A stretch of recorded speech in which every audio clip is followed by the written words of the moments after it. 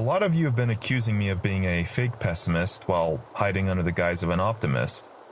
And by a lot of you, I mean absolutely nobody. But still, I can see why I come off as a kind of optimist in spite of my beliefs. The main reason is because while I utilize optimistic tactics just to get by day to day, and I see the absolute truth as a linear degrade here. So you might ask, what should I do? How should I live as a pessimist? What are the implications? So today, I'm going to cover how to shape your perspective as a pessimist without being completely delusional. Our goal is to join pessimistic clarity with Stoic resilience. We're going to look at the two sides of pessimism and optimism and their counterparts, which we might call cynicism and stoicism. We'll also take a glance at nihilism in its Nietzschean sense and why I more or less reject it. For the record, I'm using stoicism in its classical sense. Today, the term seems to have generated a bastardization of some kind. These influencers hijack the concept and churn bullshit self-help material where we maintain a sort of stolid arrogance. There's grifters out there marketing themselves as Stoics, and I'm telling you, if you can't tell who they are right away, I strongly advise just getting off social media altogether. I'm not telling anyone to go take ice baths, lift weights twice a day, and become some influencer or entrepreneur douchebag. Okay, now moving forward with that out of the way. Stoicism and cynicism aren't diametrical opposites. Stoicism actually has firm roots in understanding suffering and seeing it as it is. It's just an attempt to mediate this. It's an attitude. And cynicism is an attitude that humans act in self-interest, which, well, what's the counter-argument? But we need law and order so people don't keep acting this way in a degrading fashion. Here's a quick example of how we might implement a pessimism with a healthy dose of stoicism. Instead of blindly supporting political movements that claim to fix everything, or withdrawing in complete cynicism, you acknowledge a broken system and make strategic choices to minimize harm, both for yourself and others. You don't join in collective delusions of progress or meaning, but you also don't sabotage them. You work carefully. You work unseen. Let's make some distinctions with pessimism and stoicism and my personal differences. Pessimism says, the world is intrinsically broken and no ultimate solace exists. Stoicism says, the world is indifferent and peace comes from mastering our reactions. The bridge I'm building here states that the world is not only broken, but in fact it breaks further the more we understand it. Instead of seeking peace, we should find ourselves engaging with life, but not expecting any coherence from it. Peace will manifest itself most clearly this way. We reject complete apathy and nod towards empathy. Stoicism assumes a rational, ordered universe. I believe there is no inherent order, only survival of consciousness. A true Stoic might say, suffering is part of nature. Let us accept it peacefully. I say, suffering is an unavoidable consequence of reality. We endure it, but let's not pretend endurance is a virtue. It's a necessity. Even Schopenhauer comes off a bit too optimistic for my taste here. He suggests in his allegiance to Eastern philosophy that by denying the will, we can end suffering. What I'm saying is that this is only a deeper illusion. It's better to walk a narrow bridge with awareness. Buddha might say, desire is the root of suffering. Let go and free yourself. I say, letting go is just another form of grasping. Be aware of this, but hold your suffering wisely. Now, this is where some of you might ask about my anti-natalism. While I agree that consciousness is the most virulent, odious disease ever to manifest in any possible reality, there is still a problem of ontology. In order to say this, to say all this, for us to engage with one another, to observe this, we have to be subjects in the first place. Therefore, if this is true, consciousness will always find itself saying this. I don't believe there's a clean escape, however we can try. That's all we might be able to do. If individuals are like blisters on a unified and a necessary skin of the body, it's still important to reduce the quantity in terms of damage control. And for the blisters that already exist, we can make efforts to treating them with great care. Basically, fewer individuals means less suffering, so I won't have kids. And if something must exist, it should be intelligence with as minimal consciousness as possible. But if you want more info on persisting consciousness, you can watch my video on generic subjective continuity. It should clarify this idea. Nothing is ever absolute. I'm deeply pessimistic, but there's a dial to everything. Where too much pessimism can lead to despair, Stoicism can lead to resilience. This is the narrow bridge that we walk, even if it's damaged beyond repair. Walking under this dilapidated bridge is dangerous, because other optimists walk above us, and that causes the loose stonework to fall on top of our heads. But joining them in their skipping delight adds to the pressure of the broken bridge. So our goal is to look for some possible railing where we can cling on to, doing as least damage as possible. We understand our weight above, and we understand the risk below. We act without hope or despair, but engagement with the life as it is. Call this acceptant pessimism. It's about measured detachment. Here, we acknowledge that suffering is a given. However, it's not uniquely personal, nor is it something to resist beyond reason. Our reaction to things are within our grasp. We'll always get pushed down, but we can sort of control how we fall. Stoicism is about being mindful in the present, where pessimism is more about analyzing the past and future. So while we can look at the chessboard as a bad game, we can still make each move count, if only to reduce harm. Personally, I see this game of life as the worst possible game, and I'm just trying to make each best possible move. My ethics are as follows: avoiding self-deception, like seeking knowledge; practicing strategic ignorance, like turning off social media and all of its bullshit; dissipating pointless despair, like constantly fretting over insignificant details; and maintaining discipline. We help those around us while understanding the futility of the entire game. The analogy here would be like a traveler lost in a dark labyrinth. If he rushes forward blindly, he may fall headlong into unseen traps. If he despairs, he might sink into darkness and suffocate. The only way forward is holding a lantern and navigating with trepidation. We never truly escape the labyrinth, but we never succumb to it. We also make it easier for others who are trapped here. This is the bridge between Stoicism and pessimism. A real-life example would be to not grind tireless hours for a promotion at work and expect some kind of ultimate fulfillment, but you also don't quit. You work with controlled detachment, doing the bare minimum to save yourself the energy and sanity. Or with relationships, you maintain friendships and relationships, not because they are everlasting or perfect, but because they are functional within a fragile existence, if of course this helps you function. We also should endure without false virtues. Suffering isn't noble, but we don't have to pity ourselves. Here are some virtues we can take from Stoicism while remaining a realistic pessimist: self-control, wisdom, prudence, justice, and a pursuit of knowledge, within a comfortable range of sanity, of course. Instead of pursuing strength, we should believe we have it. But don't we all through virtue of living? Instead of pursuing happiness, we can attempt to find peace where we can. Today isn't yesterday. Constantly reset your mind. I shouldn't have to say this, but of course there's huge parallels between Stoicism and Buddhism. They may as well be the same belief system from different cultures. Passion can be our enemy. In fact, I have a video coming up on exactly just that. These are things like the 7 deadly sins, but also other passions which we might overlook, like being too timid. We need to speak up for what we believe in, no matter how different or insignificant it'll appear to others. At the end of the day, there's only one of you. Everyone else is already taken, and you'd better speak true to your mind, because it might only be heard once. That's why I'll continue to make videos for as long as I can handle, even if no one really watches them. All you need to do is plant a seed of truth and give it time.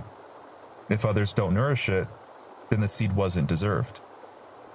I also understand that to be human is to have passion no matter what. But once again, we're attempting to turn this dial down. If you're a glutton and you can't control yourself, you might have to ask friends and family to intervene and watch your food intake. I tried helping some friends this way in the past with their own food moderation, but they always found a way to sneak around and get their own food. Even going to the hospital wasn't enough to stop them. It wasn't a big enough wake-up call for them. So we need to be able to step back and ask if our passions have consumed us. At this point, we need someone else to step in, like Odysseus, who ties himself to the ship to withstand the temptation of the sirens. But as with most problems, we have to identify these weeds in early stages before they've overgrown. Our mind is a garden. Once again, we can extol the virtues of the pursuit of knowledge, temperance, prudence, and wisdom for the early stages.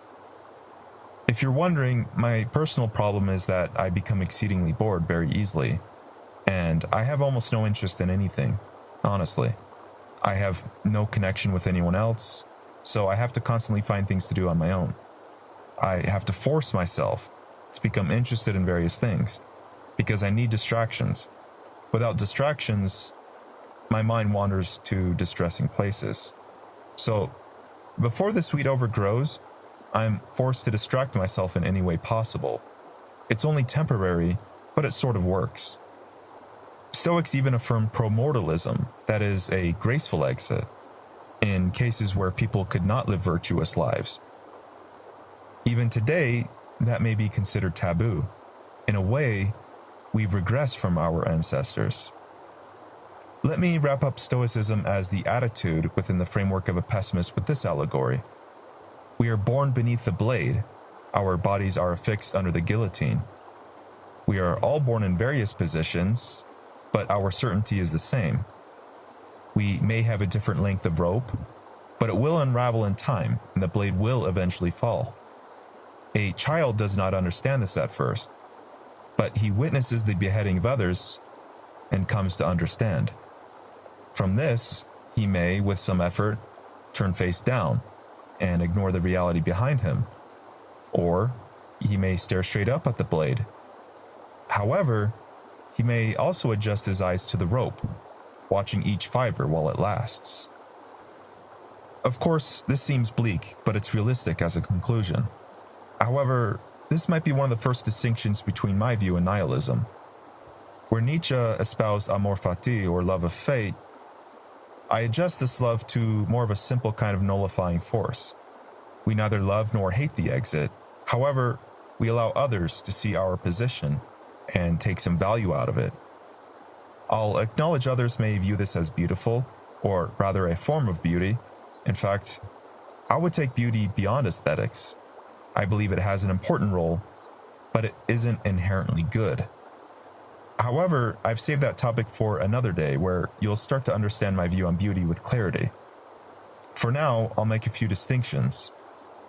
Nietzsche saw beauty as something that creates meaning and drives individuals towards transcendence. He saw art, music, and tragedy as a justification for suffering.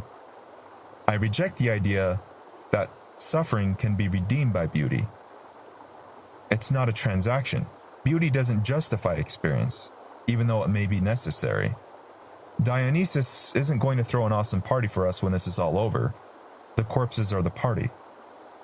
Where Nietzsche's beauty was power-driven, I believe beauty is reality-driven. It doesn't empower, it unveils. Art doesn't affirm power. Art is a window into reality. We don't listen to music to escape. We do it to gain clarity about existence. We don't love in order to transcend. We love while knowing love will break anyway. We don't stand before a vast ocean to admire life's greatness, but to confront its enormity. While he saw beauty as a triumphant call against suffering, I see beauty as a bait. People often misinterpret Dostoyevsky with his line in The Idiot, "Beauty will save the world." It wasn't just aesthetic. It was a moral and spiritual force. However, he acknowledged that beauty could lead one into madness. For that, I will nod to him. I agree with him that beauty might be illuminating, but not in a positive way. There's also no redemption to it. Where he sees beauty as transformative, I see it as hypnotic. Where he sees beauty belonging to faith, I believe it is tied to horror. Where he believed in the sublime, I believe that the sublime is an enchanted region within the abyss. And finally, there's no real moral awakening. Instead, there's awakening to more devastating truths. There is no path to the divine. There is only decay with a clarity of recognition. Nature is not mystical. It's simply indifferent. It doesn't whisper. It doesn't redeem. It simply is. The beauty of a landscape is not a message from the divine, but a moment of quiet before chaos. But again, more on beauty another time. Much more. But this is why the greatest romanticist was probably John Keats. And not just because I'm a fan of Dan Simmons' Hyperion, but yeah, that definitely helped. But he portrays something like the tragic beauty of a wilted rose, being a reminder of our mortality. Go ahead, call this depressing or whatever, but I only see what I see and make note of it. Nietzsche also denied the absolute truth as debilitating, referring his will to power as a response. I disagree with this, and I finished writing a philosophical framework that has more of an immutable structure. Without going deeply into it, Nietzschean's transcendence is about overcoming the void through creative self-assertion to become the Übermensch. My belief acknowledges the void while maintaining a particular way of living within it. We can just call this attitude pessimistic Stoicism.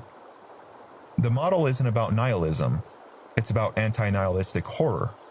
It's too full, too overwhelming, and not empty. The difference I have is that there's no absence of meaning, but rather, there's an inescapable awareness that all meaning perpetuates into ever-deepening contradictions and suffering. Our goal as a Stoic here is not to reach out and grasp beyond truths. Our goal is to see truths as scattered and beyond repair. Our goal is to navigate the reflections with clarity, but not to reconstruct them. Nietzsche and I have different prescriptions. Where he sought to create values in the void, I assert instead that these values must be seen as functional illusions. This means that values must be temporary and adaptable. The concept of progress must be stripped of utopian illusions. And a life well lived is not one that overcomes, but one that endures with clarity. Here's another analogy because this is what I like to do, if you couldn't tell already. The pessimistic Stoic walks among a ruined civilization, picking up scraps to use in the moment. They don't rebuild the city, nor do they weep for its loss. Instead, they just take what they need, discard anything with burden, and keep moving. Continuous motion is the only answer here. We live as an ongoing response, not as a final answer. But what is the end goal? What is all this for? Pragmatically, intelligence has been around for a while, and it's likely to continue for a bit longer. It isn't unreasonable to believe that we can end this game once it's been determined by most people to be incredibly wasteful. But we can still stay alive and squeeze as much as we can out of this, and polish the arguments in the meantime.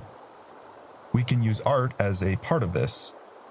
But does art perpetuate existence? Because of this, we have to maintain ourselves in our best forms. Certainty doesn't exist after death, and the ethics of pessimistic Stoicism plays fair to both sides. Unfortunately, we've lost the ability to connect to one another, to reflect.